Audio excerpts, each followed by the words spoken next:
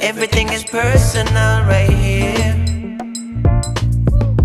Everything is personal right here. Ladies and gentlemen, boys and girls, welcome to another episode of Everything is Personal.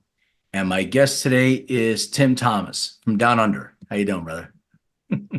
Great to be here.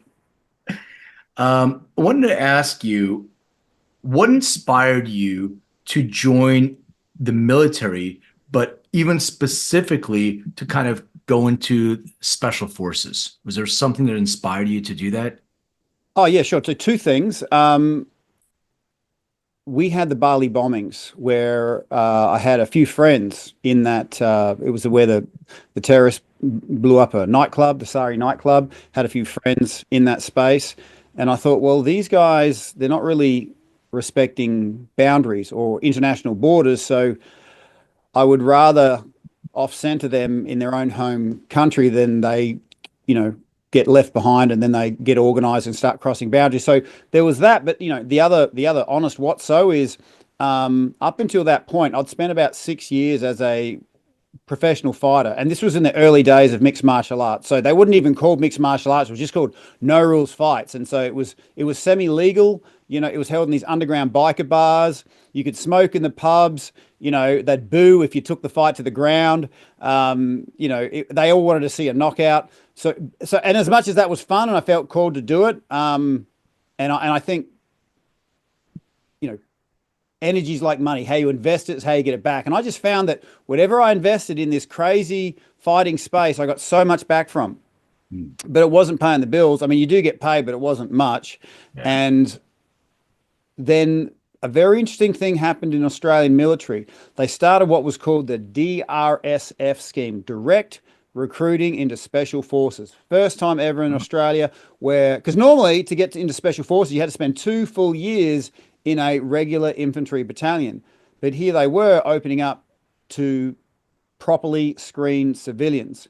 I was told that between 5,000 and 10,000 people applied for this. And of the initial intake, there was 70. And at 30, I was the oldest allowable age to get in. So I picked up the nickname Old Man Tomo. So I hope that explains, what I got into that, because I was wanting to start a family and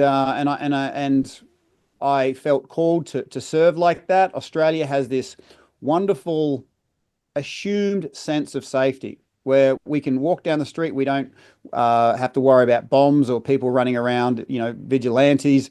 And I thought I would want to protect that. I would be happy to put myself at risk to keep what we have.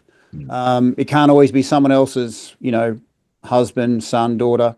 And so, I stepped into that space and I did like the appeal of jumping the queue and, getting into special forces. Yeah, I have so many things to unpack there.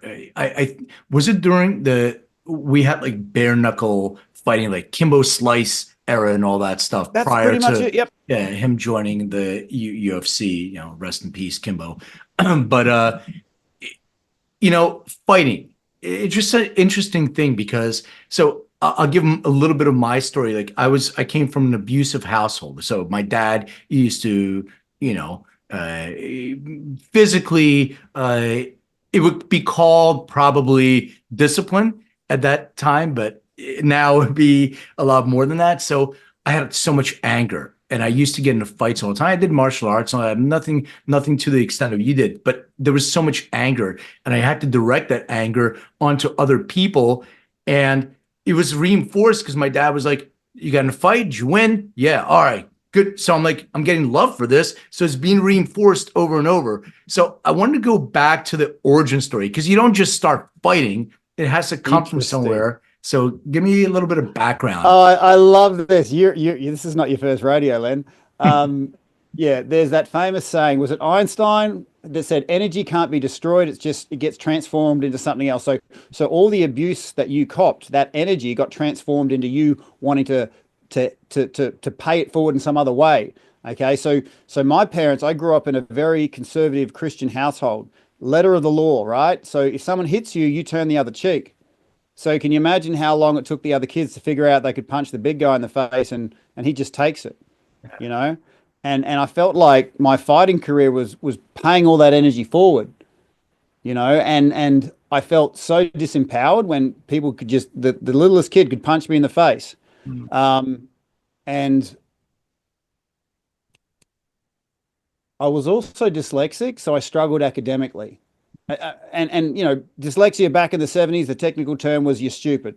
I was Yeah. probably ADHD, so I was the stupid kid that couldn't sit still. Yeah. And uh, it wasn't until I was in my 20s that I started doing these IQ tests, and I started doing pretty good. I'm like, is that right? Maybe I'm not as stupid as everyone says, Yeah. you know? And it made me realize that our sense of self-worth can, if it's low, it's like it tells us that all of us is bad. It's Yeah. like that we've got no gifts to give. So I've got a real heart for helping people. Well, the question I asked was, how many people out there have these seeds of greatness laying dormant underneath a low sense of self-worth? You know, and how and as a society, how many Einsteins have we missed out on? How many great inventors, how many great contributors have just gone by the by because their low sense of self-worth has kept that greatness, that uniqueness laying dormant. And I just found that when I, you know, and I said it before, energy is like money. And if you want to find out what your destiny is, it's not mystical. You observe the things that you do that you invest into that give you a massive return. You Right. know, for some people, it's playing a guitar. It wasn't for me. You know, mine was punching somebody and getting punched in the face. You know, and I just noticed that it gave me everything I was looking for. And I noticed that the more energy you create in your world, the more it leads you to the next thing.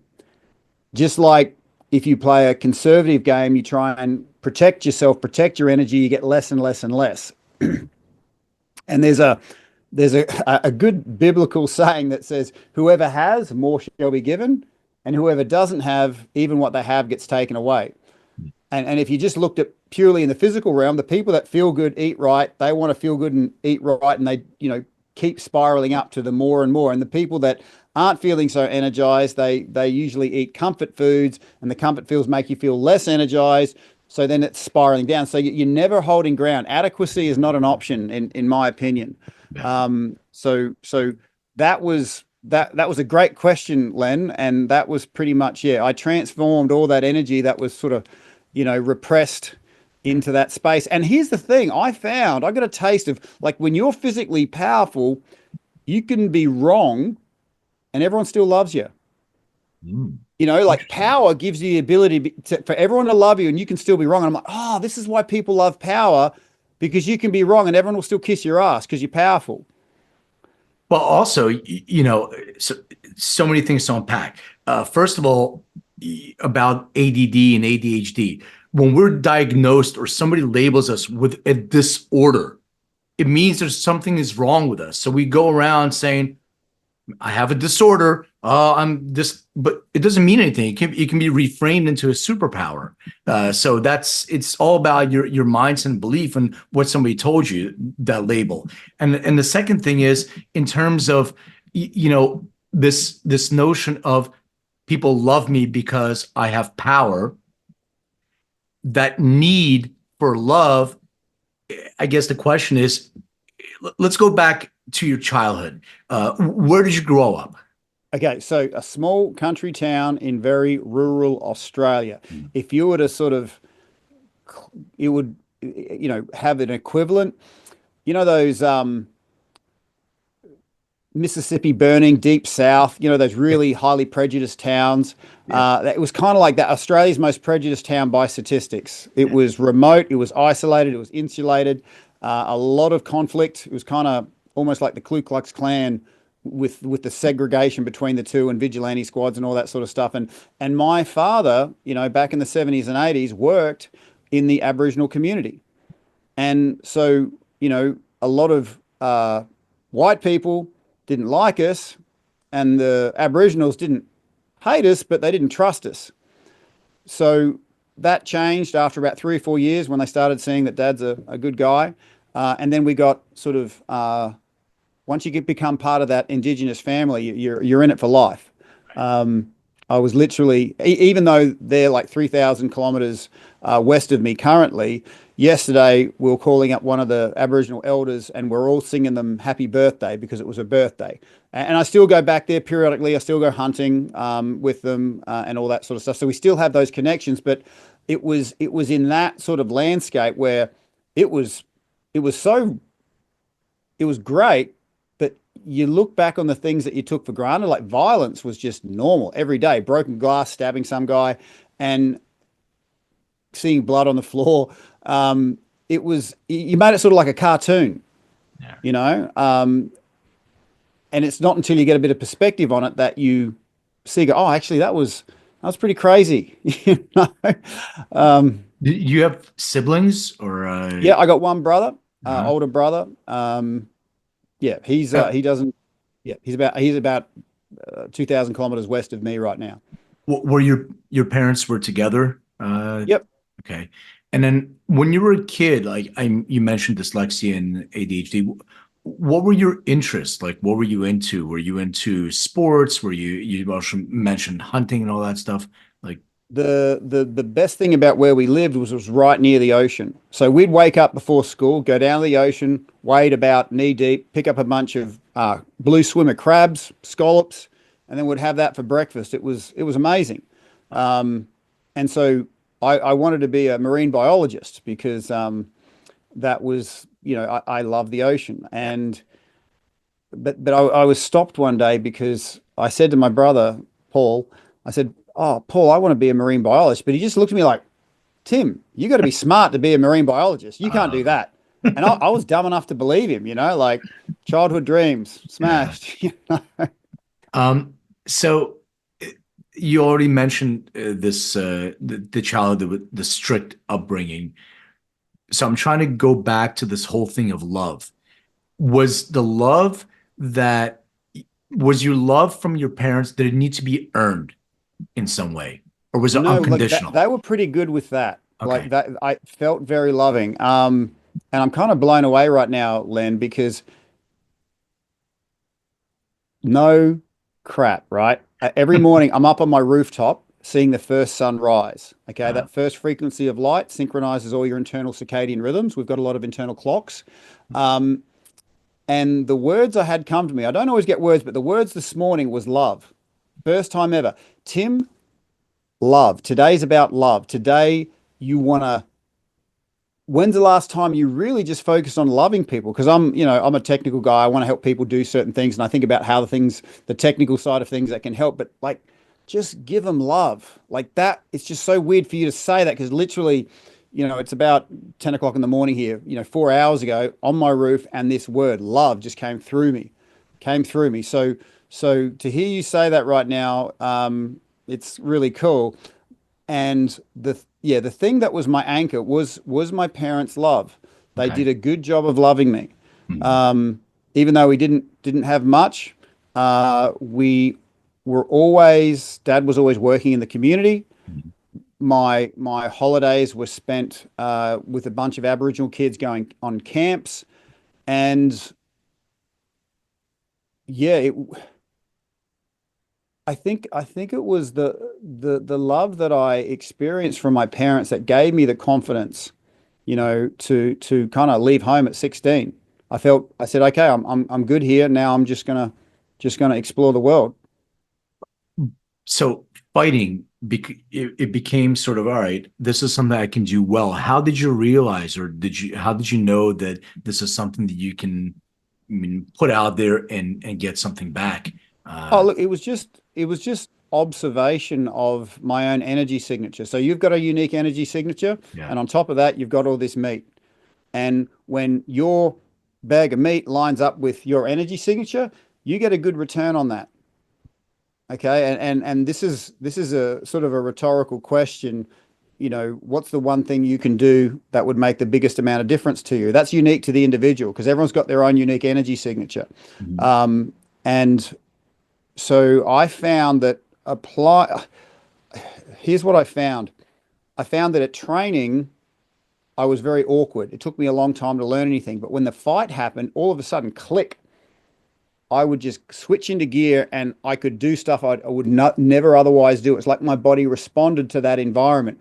But it was quite confusing to everyone else because I was that sort of awkward guy that no one would bet on. But when the fight happened, something just clicked into gear and I started observing that every time I put myself in that threat situation, if I just threw my body into a situation, it would just deal with it. It was like this latent superpower that kicked in only when I had the appropriate threat, the appropriate environment.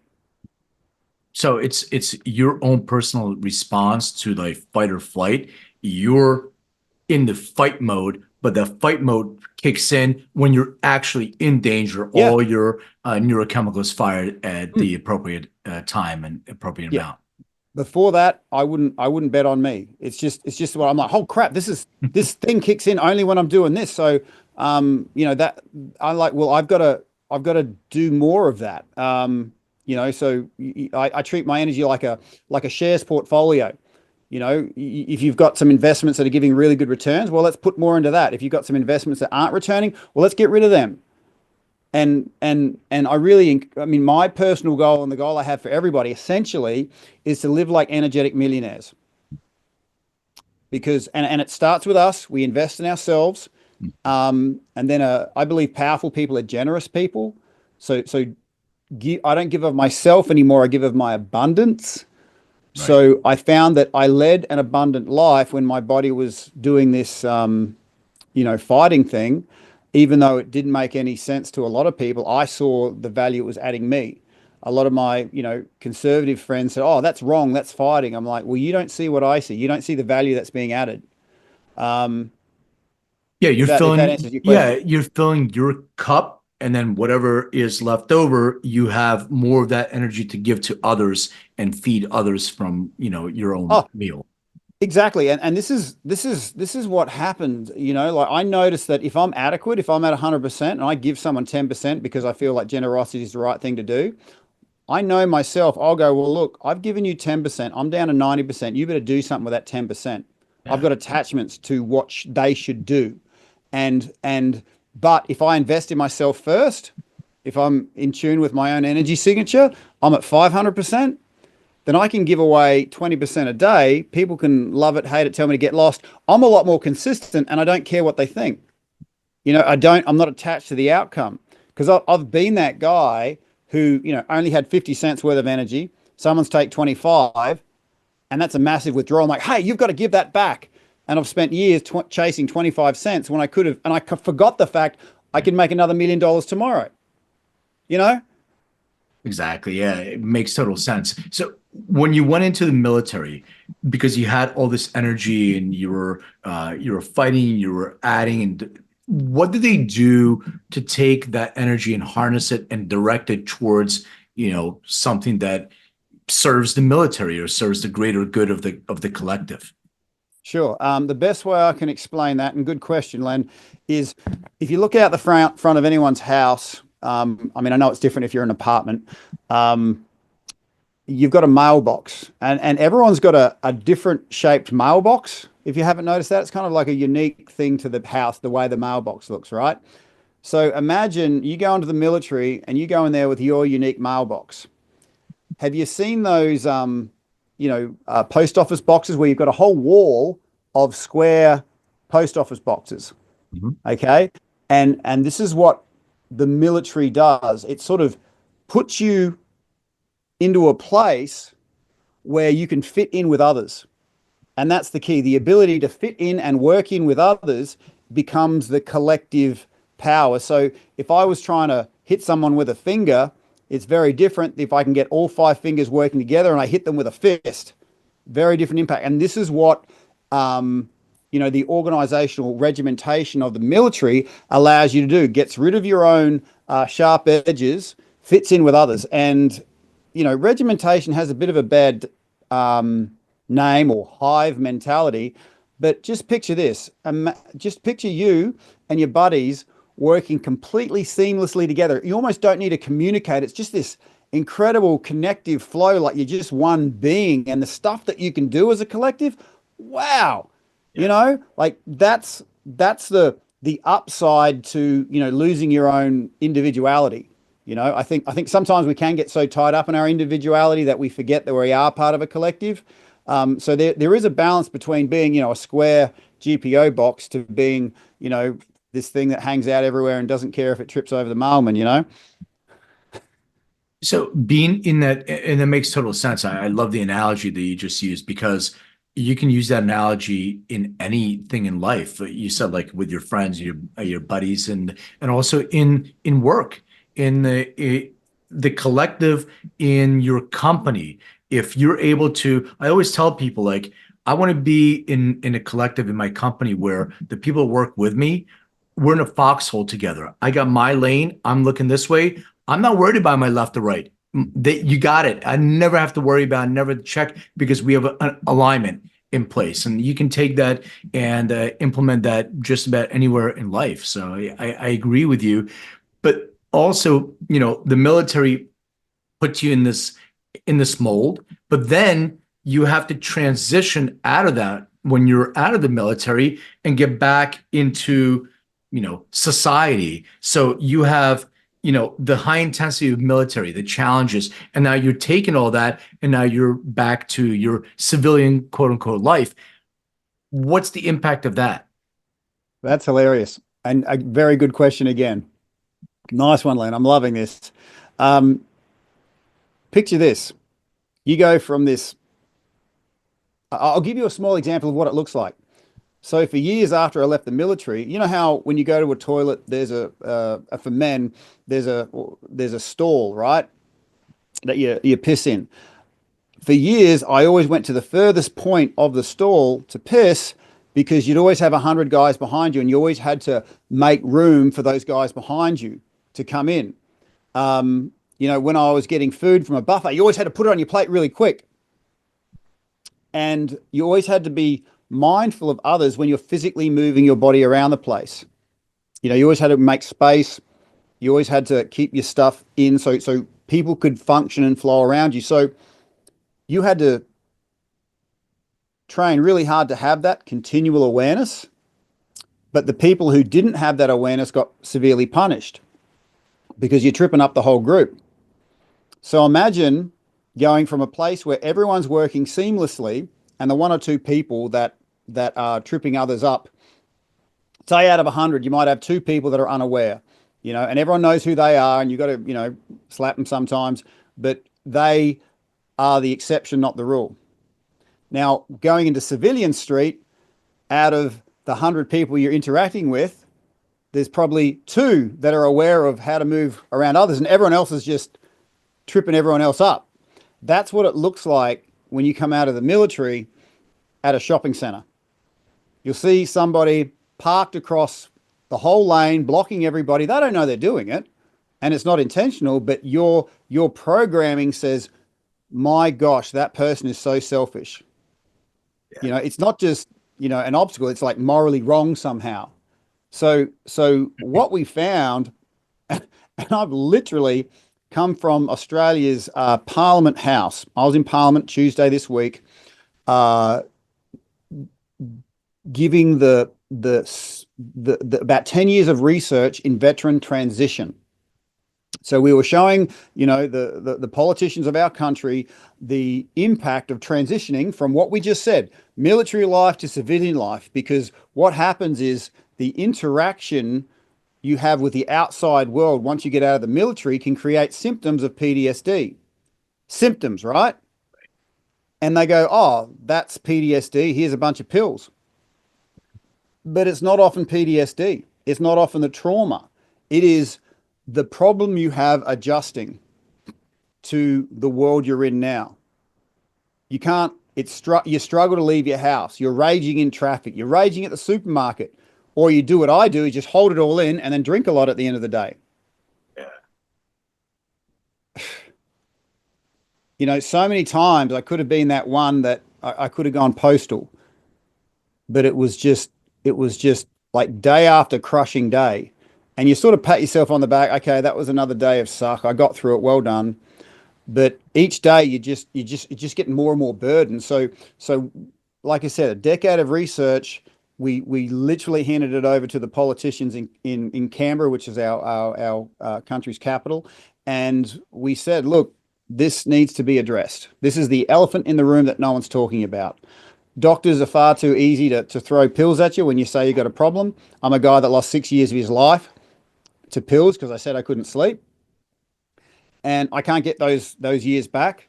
But it's my life mission now to help sort of people. I mean, I started with veterans, but the lessons I've learned in that space, I'm now bringing out to the wider community.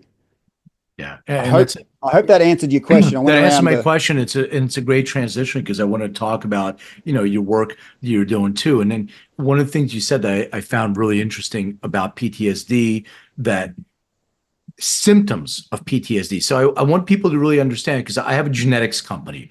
People have genetic predispositions to PTSD that are triggered epigenetically by lifestyle choices. So that means there's a whole bunch of different, when people diagnose you, you're PTSD. Well, that doesn't mean that your PTSD is the same as my PTSD. I'm doing, like, you're numbing with alcohol. I may be getting into fights, or I may be in fear. I don't want to leave my house, or loud noises. All these different things are different. So for you, you already mentioned that you had to turn to substances to numb all that.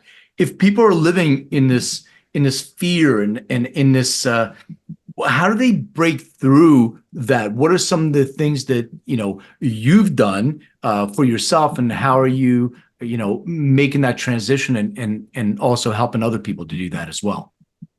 Yeah, Len, that's a really good question. Again, you're killing it. You're killing me. But here's the thing, right? In April 2011, and this is a speech I gave in Parliament when I was down there earlier. I said, in 2011, April, I was about to kill a man. The Australian government wasn't paying me. This would have been murder. So I'd reached rock bottom. Family was falling apart. And what happens when your head's crazy and everything's going nuts? Well, society tells you got to see a psychologist. And that made no sense to me, Len, because I didn't know that guy. I didn't trust him. Why the fuck do I want to talk to him? But what do I know? I'm nuts, apparently. So I go see this guy, and he wasn't just incompetent. Like, I can deal with incompetency. It was the complete apathy. And this guy wasn't cheap. I had to pay like $300 to go see this guy. And after I told him all the crap I saw in service, he goes, "Oh, you think it was a problem with your mum and dad?" The room froze. The clock, tick, tick, tick, stopped. I become very aware of everything in that room, and I saw his glass frame psychology degree, Len. And I'm like, this is so good. I'm going to grab that glass frame psychology degree and I'm going to feed it down his throat, because in my state of disconnect, he was supposed to be a healer. And he wasn't just not healing people, he was causing harm. So I'm doing everyone a favor by removing this mofo. And, I got a certain skill set, so I get out of my chair to do that. And I feel this hand on my chest and the words red flag. Tim, you are the toughest guy you know. But how many other guys and girls are in this situation struggling like you are?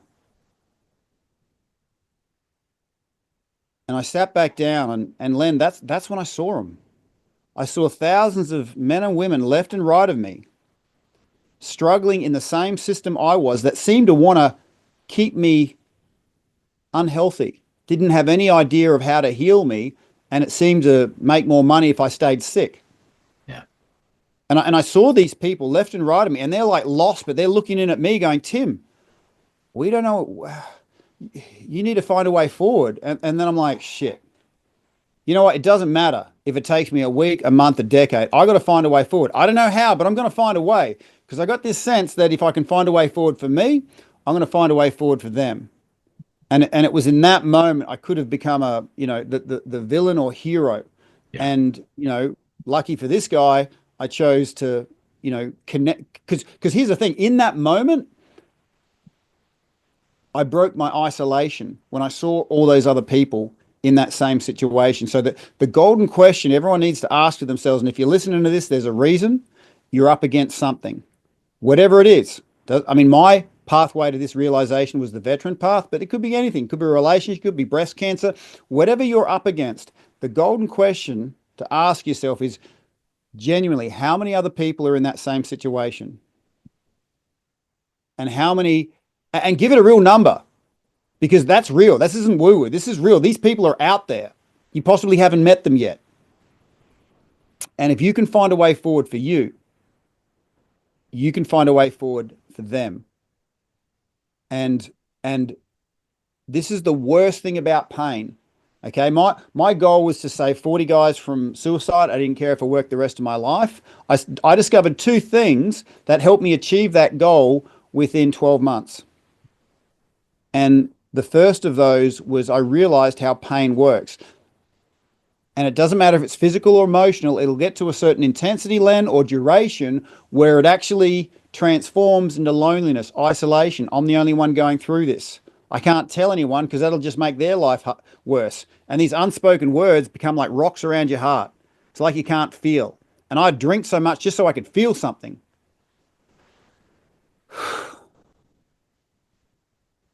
And so breaking the isolation is the first thing that needs to happen. And that's what happened to me when I sat back down in that chair and I saw all those people left and right of me. And I no longer was I just, I guessed it'd be about 1 million other people in the same situation. That was my guess, but it could be 10, it could be 20, right? So I'm like, well, I'm no longer, 1 in 1 million. I am 1 million in one. If I can make an inch of progress, I'm making 1 million inches of progress. If I can book in to find a good healer, and you have to shop around to find them, trust me, it took me 6 years to find a good psychologist. Okay.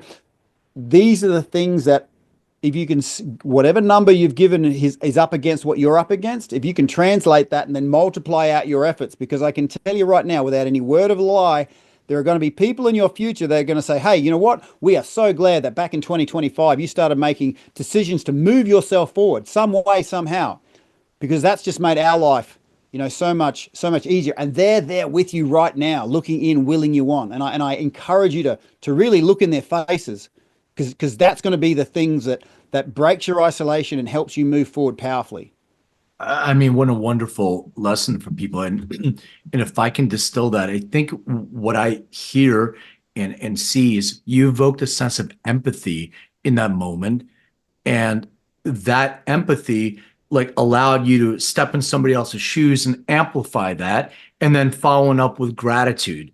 Those are beautiful things, and it stops you in your tracks. You can't have two opposing thoughts at the same time. And if you're about to punch somebody and then you have empathy for that person, you're not, it's a no-go situation kind of thing. So that's what it sounds like to me, and which is, as you said, lucky for that guy and lucky for the rest of the world, because now you have to make the transition, make the decision to do that, and then follow up with action. So when you started doing this, and you said you found a psychotherapist and all these things that happened, when did you discover, breath work and meditation and all the self-healing that you started working on for yourself before you started releasing that to other people?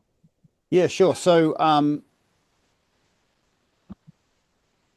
the 40 lives were saved because I discovered two things. One of which was you had to break the isolation of the person.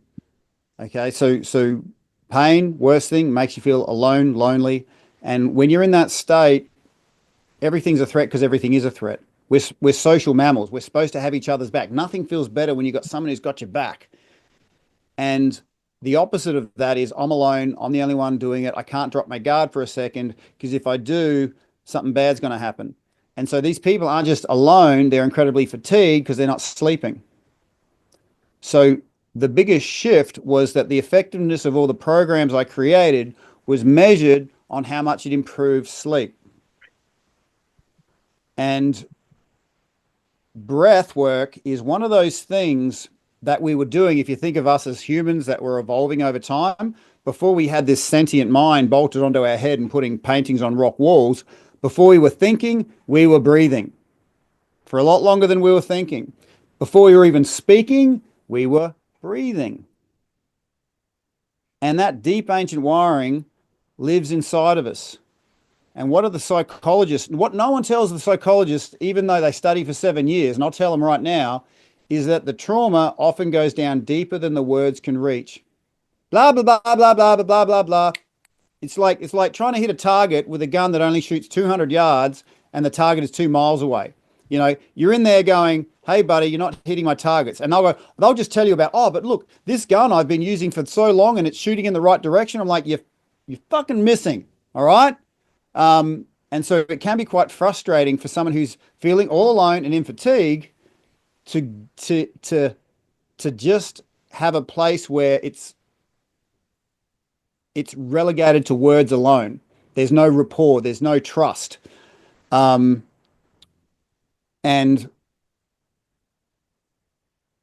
people often say to me that they try to get help, the help didn't help, so I'm never going to do it again. And there's good news and bad news in your healing journey. When you find the right healer, it takes far less time than you think. And when you find the right healer, it's usually less than 3 exposures and you'll get healed to the point where it's almost like it was never there.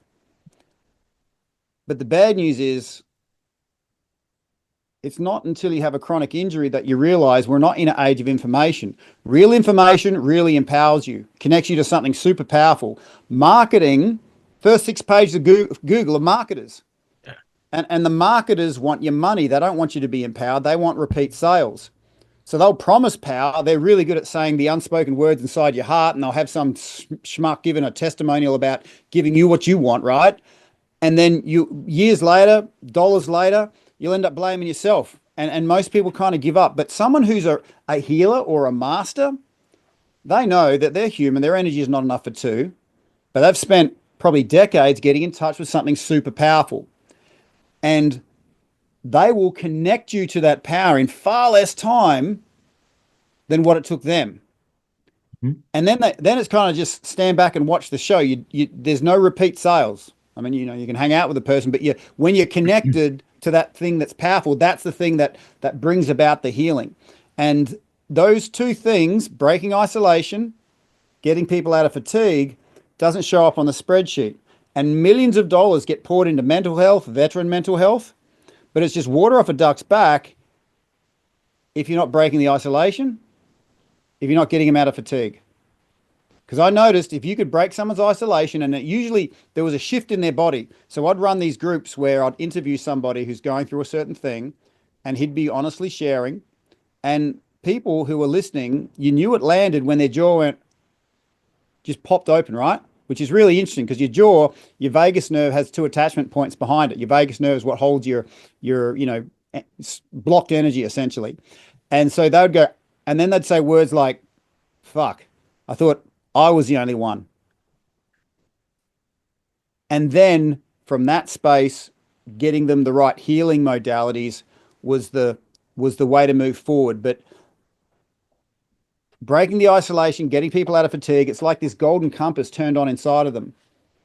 And they just knew exactly where they needed to go. And if you can understand that that's what people really need, you need 95% less of the resources you think you need. Yeah. You know what I mean? No, it makes total sense. The other thing I wanted to go back to, because you had this experience with a psychotherapist that wasn't, I'll just say it wasn't a good one, wasn't the best one. But it was not a healer. Right. But you continued to search. So you continued the journey as long as it took you. So there was something that you had to first connect inside of you, and then also reestablish that trust, because now the trust has been broken with the healer who didn't heal. So first of all, what motivated you to continue? And obviously, you had to survive or not, because you wanted to find that solution for yourself. Then when you found that you took that, what motivated you to say, you know what, I need to give this to other people, and this is what I want to do. Sure. Okay. Well, interesting thing happened after this breakthrough. I had this breakthrough. I got connected to others, but I was still in fatigue. Now, before I knew how to tap properly into breath work, I mean, I was tapping into it before that, but not in the way that I'm doing it now. But the thing that that initially got me out of fatigue was understanding the body's endocrine system, the hormone system. And our society loves to tell people, push hard, hit the accelerator, put the foot on the gas, right? But no one shows you how to hit the brake, drop the revs of the engine, because when the engine revs drops, you can heal, restore, regenerate yourself. So if you're just throttling and you're not braking, firstly, you'd be lucky you don't have an accident. Secondly, you're gonna cook your car engine. And that's especially in the army, it was really good at saying push hard, accelerate, and there is a time and a place for that. This country was made great by that. You'll never find your full potential if you don't really push yourself. But within that, there was no conversation about how to slow things down, how to heal, recover, rejuvenate yourself. So, and you can do that for a period of time, but you end up cashing in your tomorrows to live today. So I'd been cashing in enough tomorrows to live today, push hard, right? Because I'm a tough dude, that I'd got to a point of what's called adrenal fatigue. And I started taking this supplement called DHEA. I was doing it illegally. I saw my friend was using it. He was getting good results. I'm like, I'll try that. And my then wife, I call her my then wife, not my ex-wife, because I stand for a positive future. I really do. Okay. I had Christmas breakfast with her and the family. So so even my words, is, with integrity around that. Cause I notice that if I say my ex-wife, everyone especially the guys would just throw in all this sort of toxic stuff. So I say then wife. My then wife said, I don't know what you're doing. And I waited 2 weeks to say anything, but I feel like I've got she called it my old Timmy back, my soft Timmy, right? I'm like, really? And she didn't know I was taking this DHEA. Yeah. And I'm like, bullshit. What I said, I am all that is man. If something was impacting on my life, then surely I'd know, right? And so I'd go on and off this DHEA, and she would know the instant. I'm like, what is going on here? Is something getting hold of me so powerfully that I don't even know it's gotten hold of me? And that scared the hell out of me, thinking that something was in control of me that I didn't even know it. But I couldn't ignore the patterns. When I was taking this hormone supplement, things were better. Kids are doing better at school. When I wasn't, it's like my then wife turned into a cactus.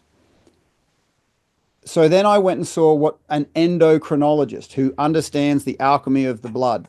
And currently in Australia right now, what I didn't know, because if I went to a GP and got a testosterone test, in Australia, it's one size fits all. Whether you're 17 or 70, one size fits all. And for higher performers, they normally sit a bit higher. So if you're in the lower spectrum, the doctor will say you're fine. An endocrinologist who knows what they're doing will actually go, actually, you're supposed to be up here, and this is going to make all the difference. So I went and saw this endocrinologist. He got me out of adrenal fatigue. And I'm like, wow, that was an area of my life I didn't even know I was in fatigue in. I wonder what else I'm out of balance in. So then I had the energy to track the 6 years to find a good psychologist. Yeah. So getting out of fatigue was what in that space, I started working for veteran charities and veteran research foundations. And it was in that space, the goal, 40 veteran lives from suicide within a year. But what nobody knew was I was doing my service wrong, my generosity wrong. I was giving of myself. I wasn't giving of my abundance. And so every 6 or 7 weeks, as much as I was doing good work, Len, I would have to drink really hard for about 3 days. Yeah. Because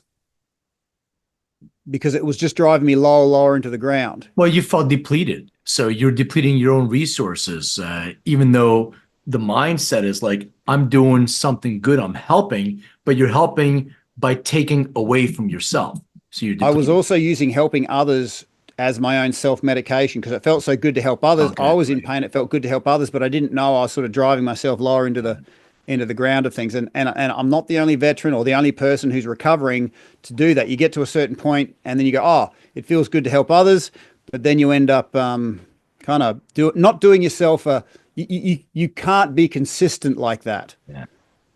Yeah. So I hope that answers your question. Yeah, no, for sure. So let's go back to the breath work because I'm going to preface it with a couple things. I have a genetics company, as I mentioned. I do genetic testing. Some people have predispositions to certain types of sleep challenges, like bruxism, grind your teeth, or insomnia, etc. So people I know, like my company also has an endocannabinoid system test. So we work with cannabis, and some people are like, I take a bunch of gummies and I go to sleep. And I'm like, well, do you measure your sleep? Do you measure the quality of your sleep? Well, what do you mean? I sleep for 8 hours a night. I'm like, well, how do you feel? I still feel tired and energized. So like, what about the quality of sleep? Are you getting your, delta, theta? Are you really getting good restful sleep? And then I say, like, some people are prone to that stress during the day. So if you have all this stress during the day or whatever it is, and you're not addressing that and you're going to sleep, well, it's going to manifest itself at night and you're on this hamster wheel. So the question that I have for you is, how do you address that in people is it breath work and all these other things? Is it breath work, daytime, nighttime? Like, what would be your approach to that? And are we in alignment with what I'm saying? No, you're absolutely right. You can kid yourself during the daytime, say you're killing it. Yeah. But all your imbalances show up at night. Okay. So the way I sort of show it to people is, if someone was staring at you, could they see all of that which is Len just by looking at you? Well, no, there's a lot more to Len than what I can see. There are, let's just call it, unseen parts to you. Right. And when those unseen parts are out of balance, like mine was, I couldn't not drink half a carton of grog because I had to bring balance to all those unseen parts of me that were out of balance. So wellness is an overused term, but wellness done right has those unseen parts of you nourished, balanced, powering you on. And so breath work comes in as the quickest way I know how to nourish those unseen parts. And what you're going to discover, what I would love to introduce you to, and everybody to, is the wondrousness of your own body. Because what you're going to discover is it's not a set of lungs we've got under our rib cage. It's a medicine cabinet with a lot of different shelves. And if you want to create a certain state in your body, you can breathe a certain way. Now, people say, like right now, I think there's like $550 billion in illegal drugs. Some people say, oh, it's bad, right? But the way I see that is we're built for altered states. We enjoy altering our states, but we've lost the ability to do it for ourselves. So we've become dependent on an external force for that. People ask why I do about 2 hours of breath work a day. I love altering my state to feel amazing. When I was on pills, I used to have to take them in the morning, mid-morning. I'd have them in my car, my fruit bowl next to my bed, because I was always trying to alter my state to where I wanted it to be. With breath work, as myself and many others have experienced it, it's the quickest way to change your chemistry to apply yourself in a way that you want to apply it. So when I'm working with high school students, I'll show them how to breathe a certain way to get through the stress of their exams and apply themselves academically. When I'm working with corporates, I'll show them how to do a quick refresh so they can power on through their day. When I'm working with someone who wants to go to sleep, that is a specific type of breath work. When I'm when someone who wants to wake up and feel amazing, turn that lead into gold, there is a specific kind of breath work. So this is where the art form of breath work is the art form of self-medication, essentially. This is your own pharmacy. We are built for altered states. And if you can't control it yourself, you end up giving money to someone who'll do it for you. And that comes at a cost. So is there, I've done different types of breath work, and breath work is now sort of in style. You have like Wim Hof, who's out there talking about his, and he's got an app for that. I've done pranayama, like breath of fire, for 45 minutes, breathing where I actually had visuals, like accessing my pineal gland. Like this was Yeah. like a mushroom trip, pretty much. Yep. That people I don't think understand that you can get to that state just by breathing. You don't even need drugs. Like you said, you have your own pharmacy internally, and then box breathing and all that kind of stuff. So I'm glad that you're saying that there's breath work. It's like a category, but there's so many different things you can do. So is there something that somebody, because if they don't have 2 hours a day to do Oh, no, breath yeah. work, what can somebody do? Len, I'm going to show you. I'd love to show you and your audience, and I hope people, if you're listening to this audioly, is that a made-up word? Ideally, you want to look at the video for this, but I'm going to show you my humble brag, Len, is that in 3 breaths, I can completely relax your body. All Okay, right. and breathing is believing. Let's do it. So this is really simple, but the only thing hard about it, Len, is how many years have you been breathing for? 30, 35? Thank you. 52. I'll be 53. Yeah, I'm about the same. Okay. So it's our oldest habit, right? Mhm. So we're going to do something completely new right now. So I just want everybody to give their breath permission to do what it's built to do. Like, do you give yourself permission to let your breath do what it's born to do? Oh, yeah. Okay. Do you give your conscious and unconscious mind permission to let your breath do what it's born to do? Yes. Okay. So this is going to be easy. We're just going to get out of the way of our own breath. So I'm going to use all my breathwork superpowers to make this easy and effortless. I'm not a breathwork coach. I'm the person that introduces you to the new love of your life. This loving partner is going to be there when you wake up, go to sleep. It's going to be the best power in your corner. And this is what I love doing. So it's going to be very easy. The only thing you're going to need to be is in a chair or laying down, supported. You don't want to be doing this driving or cutting up carrots or operating heavy machinery in a place. Okay? And focusing on your breath, giving yourself permission. So simply, Len, breathe in and then breathe out. That's all we're going to do. Breathe in, breathe out. Okay, great. First step done. You are conscious of your breath. Because what happens is mental illness, in my opinion, happens when we focus so much outside of us that we lose connection to inside of us, and we lose track of our breath. And if you saw someone going, that's your body saying, "Come back to us. We're so disconnected." All right. So first step to peace, power, enlightenment is being aware of your breath. So now what we're going to do, we're just going to breathe in, but then we're going to breathe in again and again and again and again. So just blow it out, shake it out. Okay, blow it out, shake it out. And then breathe in when you're ready and breathe in more, again and again and again. And if it feels good, let it out with a sigh. Nice work, dude. All right. So did you notice a bit of extra space opening up in your top third? Oh, yeah. Nice. How'd that feel? Great. Okay, most people, it's so funny, but we just have this funny smile on our face when we breathe up here, okay? There's a reason for that, but we're going to call this extra space up here your secondary inhale. So you got your primary here, but you got your secondary up here. So we're just going to smooth that out together. We're going to blow it out and then smoothly go from one end to the other. So just blow it all out, out, out, out, out, out, out, out, out, out, and then start breathing in. And then breathe in again and again and again, as much as you can. Hold it, move it, move your shoulders, open up some space, and if it feels good, let it out with a sigh. All right. Woo. Going well, man. Okay, so you've just met your secondary inhale. Now, again, what I love about my job, Len, is I help people discover just how wondrous their own body is.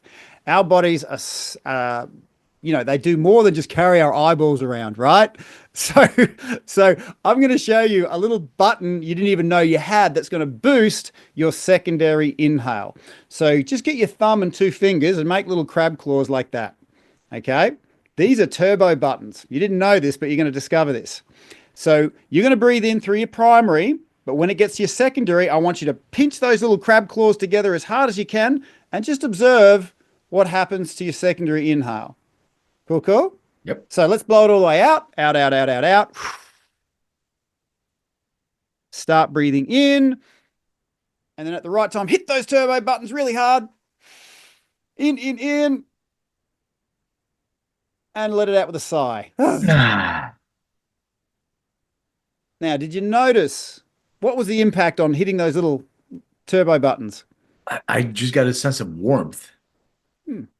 So we're gonna do that again. We're gonna smooth it out. So we're gonna breathe in, and at the right time, we're gonna hit those turbo buttons to boost your secondary inhale. So blow it all the way out, out, out, out, out, out. Start breathing in, and then hit those turbo buttons and really boost, and let it go. Now, being that this is a new thing, give yourself time to get around this. So I noticed that you sort of breathed in, then hit them. We're gonna hit them to start with. Okay. So let's just instead of trying to time it halfway through, as we breathe in, I just want you to blow it out, and then when you breathe in, I want you to hit them to start with. Cool, cool. And we're gonna breathe into our secondary inhale. So there's nothing wrong. Give yourself time. This is the oldest habit we've got. Everyone's doing fine. All right. So blowing it out, out, out, out. Relax, relax, relax. Feeling your turbo button, start breathing in, hit your turbo buttons hard as you can. Wriggle it around. And if it feels good, let it out with a big sigh.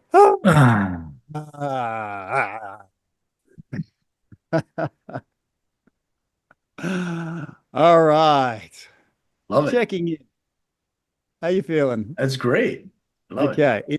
It's about to get better. We're not even a third of the way through this. Okay. So this is me showing you how to breathe correctly. And once you get this correct, that's why it only takes 3 breaths.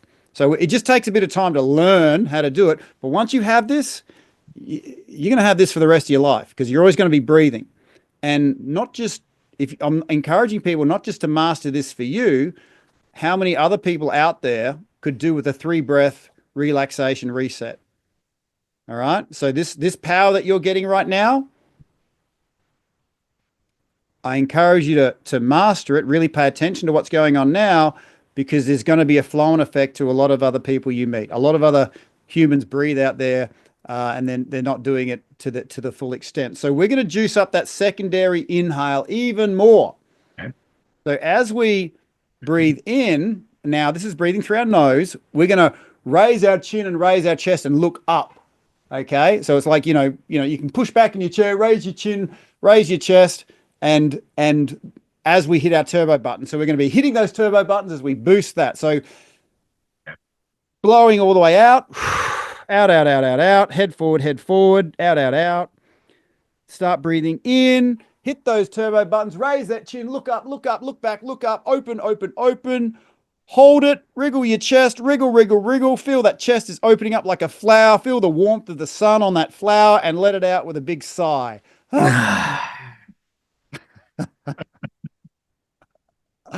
Well done. It's awesome, man. Love it. So we are tapping into a few different energy systems right now. We're an electrical circuit, right? And our nerves travel like hose pipes. So if you pinch a hose, you pinch the amount of water that can flow through it. And our nerves are just the same. So when I've got crap in my head that is not working for me, it'll hunch me over. You ever seen those people walking with the weight of the world on their shoulders? Okay, they're actually pinching off their nervous system and the power through to their body.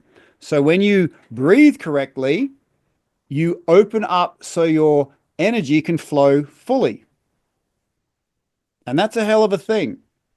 And so you're not just getting more energy from your breath, you're allowing that life force, Chinese call it chi, but it's just electrical circuitry, and you're not stepping on your own hose pipes, That then allows you to because we're naturally energetic people, right? But we block that. Mm-hmm. We block it by structure, we block it by shallow breathing, and right now we're just connecting back into that energetic state. So this is natural, effortless, getting high in our own supply. Now, speaking of getting high, I'm gonna show you something that's kind of funny. I always get a few laughs from the high school students with this. So if you look at my nose, see how I'm sort of flaring my nostrils? Okay. Yeah. behind my nose, behind your nose, everyone, we've got these sinus cavities. It's about the size of a walnut. And what we're going to do is we're going to double the speed of our inhale to suck air over our sinuses. So it's going, okay, really snorting, okay, snorting air over the sinuses, because when I was a professional fighter, my coach used to say, before you do a combination, snort air over your sinuses, pull that oxygen straight through to your brain. Was that scientifically based? I don't know, but it worked in combat, and you're going to experience a little extra oxygenation as we do this. So I'm going to give you a demonstration. We're going to do everything we did before, but we're going to double the speed of it, and we're going to snort, like really try and flare those nostrils and snort as much as we can through our nose and over our sinuses. Is everyone cool with that? Let's do it. So with our turbo buttons ready, let's just blow it all the way out, out, out, out, out, out, out, out, out. Start breathing in, hit those turbo buttons, snort that air, open that chest, open, open, open, wriggle, wriggle your shoulders, feel that chest opening up, feel that feel good energy flowing through everything, and then let it out with a sigh. Woo. Yeah, right. Better than coffee. You know, you could sell this stuff on the street. Let's do it, man. It's a side gig, right? Yeah, that's all right. breathing. Yeah, inner peace and 3 breaths. Just put your money down.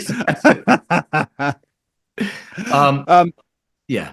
Yeah. So I called it the secondary inhale, but I actually call it the breath of possibility. Because when things are impossible, we hunch over. When we breathe the breath of possibility, we unlock all that energy, and the impossible becomes possible. And so these little buttons become my self-medication buttons when I'm out in public. I'm a human. Things tick me off. If I'm waiting in a queue too long and I'm annoyed, I will break that thought with these little buttons and discreetly breathe that breath of possibility. Okay. People ask, how often should I do breath work? Well, when I was on pills, I took it every other hour whenever I needed to self-medicate. So now you've got this little thing where you can change your breath, change your structure, change your energy state. More energy, more options. Yeah. Okay. Less energy, less options. And I know, and when I'm low on energy, I'm usually more reactive, which ironically, I have to spend more energy cleaning up the destructive patterns of that. So just have this now as your new go-to, and practice this. Practice this. So in your quiet times, so when things get tough, you don't just start cooking. You go, oh no, I can displace that. Okay. So when you're sucking it through your nose, think about it, sucking it through to your brain and displacing any crap that's in your head. So we're just going to do that one last time, but I want you to focus on snorting that air through to the back of your head. Okay. Like you've got crap in your head you want to get rid of. You want to breathe for your life. Yeah. Cool. Yeah. So blowing it all the way out, out, out, out, out, out. And then breathing in, hit those turbo buttons, snort that air like you want to push it through to the back of your head. Open your mouth, open your mouth, let that just flow through everything, and let it out with a big sigh. All right. Whew. And that is your birthright. It's our birthright to have good energy levels. And, you know, this breath of possibility saved me on many occasions. But So- this is not you're going.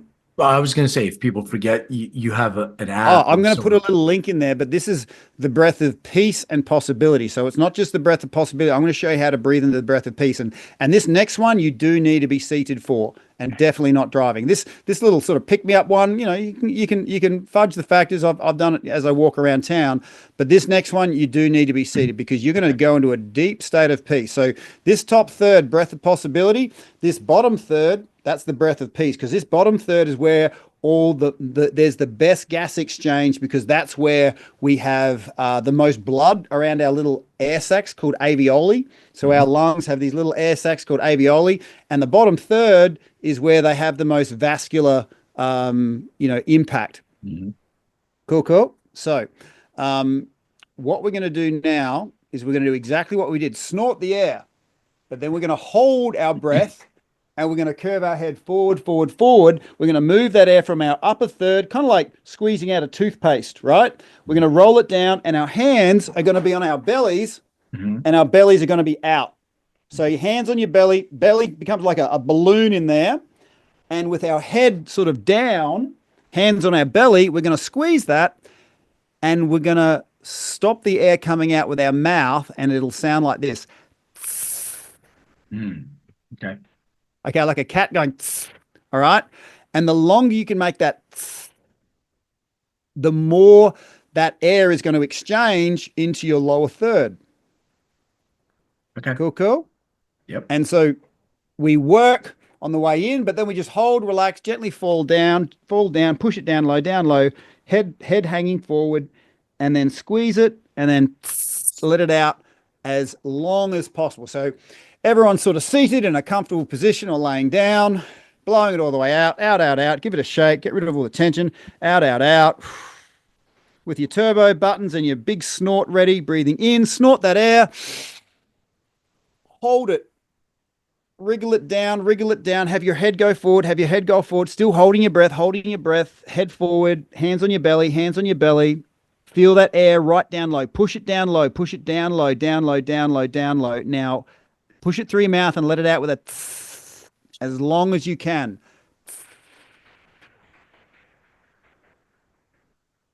And let your body's tension deflate with you. Let all that tension just fall away.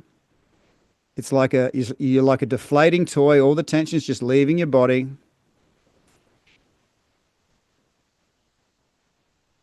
Allow that breath just to take away all that tension. And we're going to do that 2 more times. You ready? Yep. So with your fingers ready, breathing in, open, wriggle it, start squeezing it down low, let your head go forward, hands on your belly, feel that down low, push it down low, head down low, and then let it out with a and as you exhale, picture your whole body like a deflating sort of toy. Everything's just falling out. All the tension that's in your body is falling away from your shoulders, your arms, your face. Anywhere there's tension, it's just leaving you as the oxygen leaves your mouth.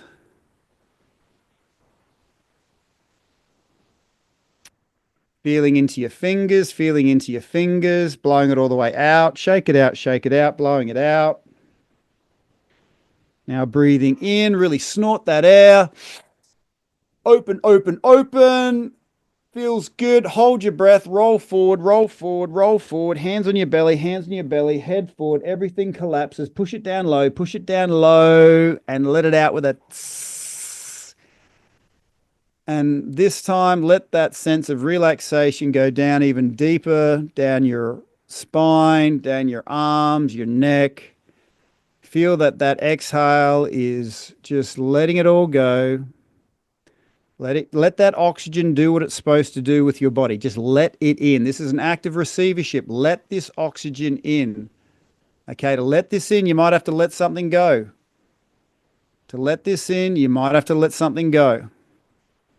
Just let that oxygen in.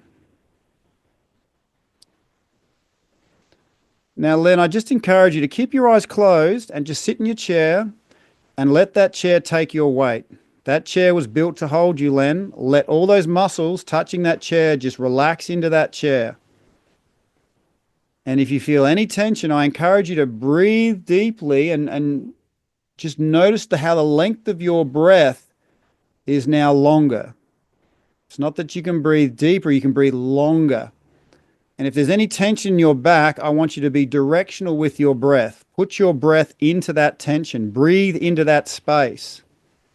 And notice how when you breathe into that space, those muscle groups relax, and then the muscle groups underneath that tension relax even more. Let that chair hold you. It was built to hold you. So often in our tension, we don't allow ourselves to be held. We don't allow ourselves to be supported. It's like our tension is our own way of holding ourselves, our own way of feeling supported, but it doesn't work like that. We can only feel held and supported when we relax everything and allow ourselves to feel held. And just let yourself do that. Let yourself be held. And I invite you, if there's anything stopping this, just breathe into that place. You might need to breathe into your mind. You might need to breathe into a particular part of you that's tense. But now that you've got this access to your breath, you can be directional with the breath and your power. Yeah, I actually needed that. It's the end of my day, and it was a very stressful day. I just feel so much more relaxed right now. Wonderful. That's it. Love it. Yeah. So I don't even know how to transition out of this because I have so many No, questions. look, and there's no rush. Don't rush out of this. You've just taken on the nature of air. Love Okay, it. air has a certain nature. So if you try and grab the air, you can't hold it. Air can't be held. It's kind of obvious, but when you breathe, you take on the nature of air. Air doesn't allow you to hold your tension. Air doesn't allow you to hold your physical tension, your mental tension, your stress. So when you've actually just put that down, you've gone to a place most people don't go to, sober at least, and that is a release of all the stuff that you're hanging on to. Definitely can tell. Right. I do have some music related questions for you that I ask all Sure, my let's go. guests. So do you remember, and if so, what was the very first concert that you ever attended? I'm not the right person to ask for this. I think I've only been to one or two concerts in my life, Okay. and it was in the top of Australia. It was the band. I can't remember their name, but it was Green Limousine. I think the name of it. Come and hang out with my green limousine. So that was in Australia's tropical north, and that was. Oh, and there's also Angels, the Angels in Right. Australia. Am I ever gonna see your face again? Yeah. No way again. What So was that was, what was the last concert you attended, or was that it?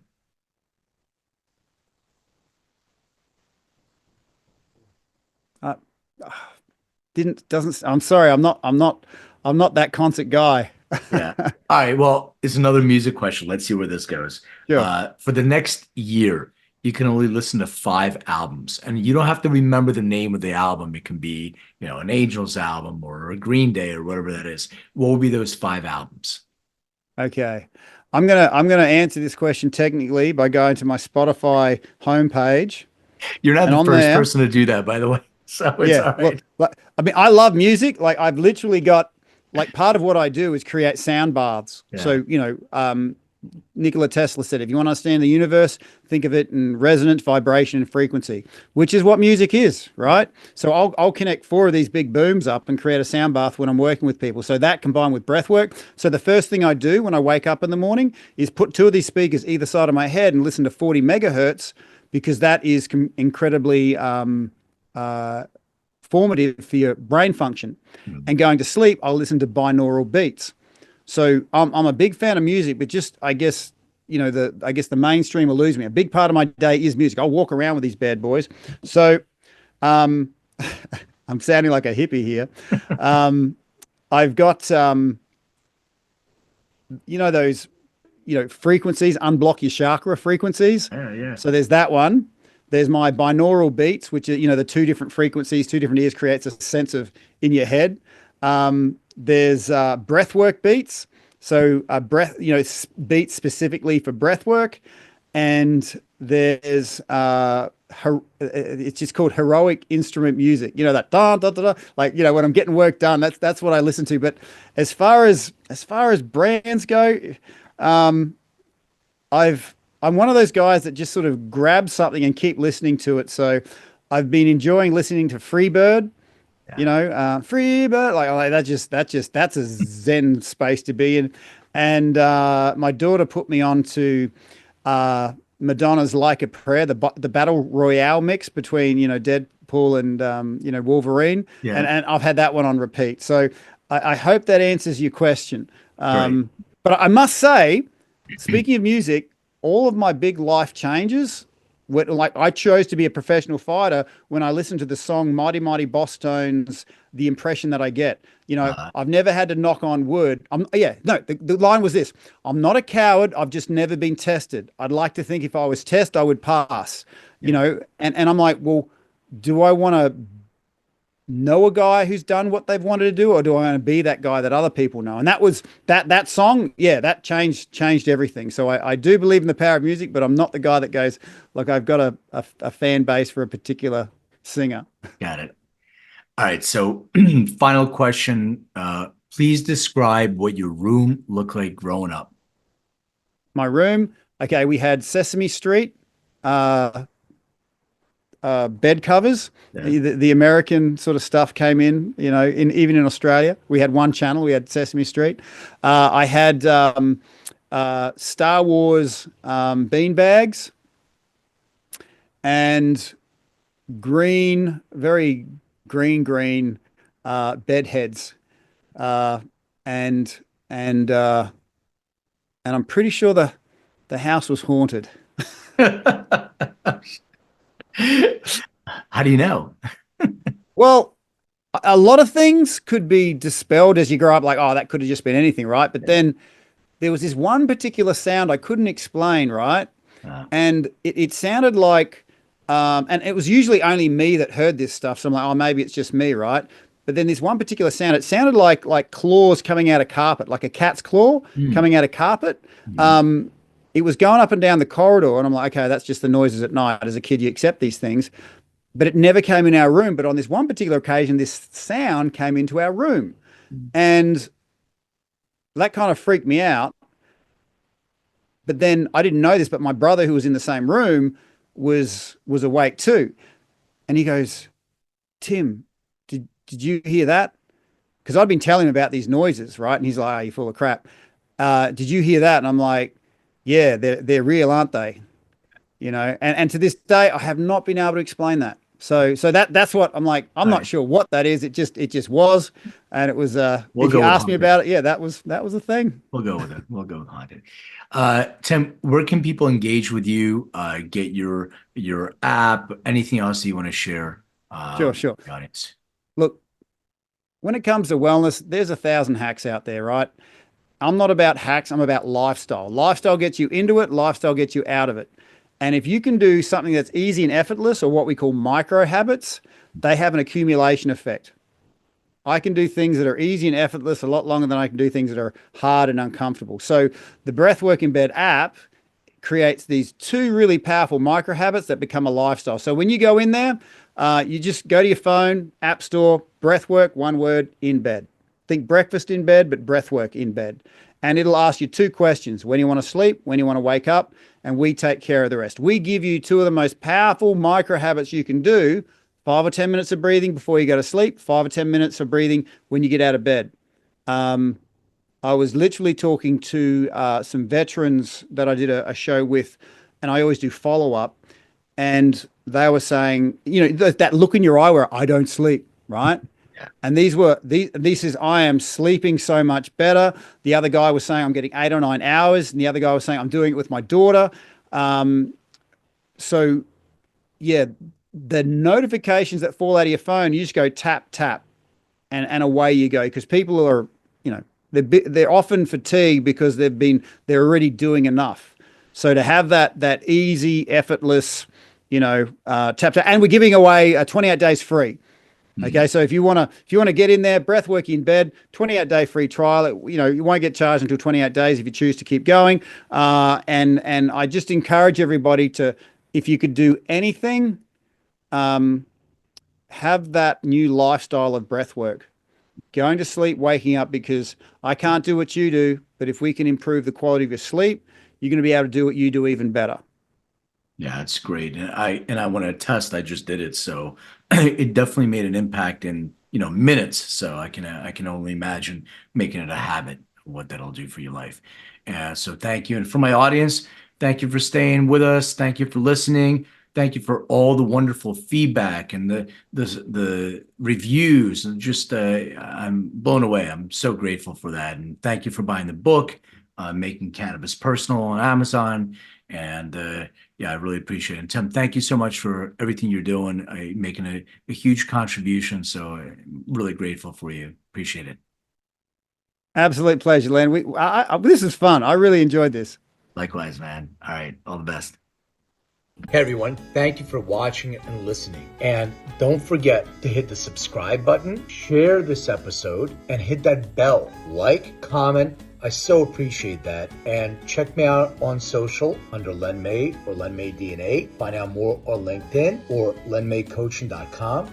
And remember, everything is personal.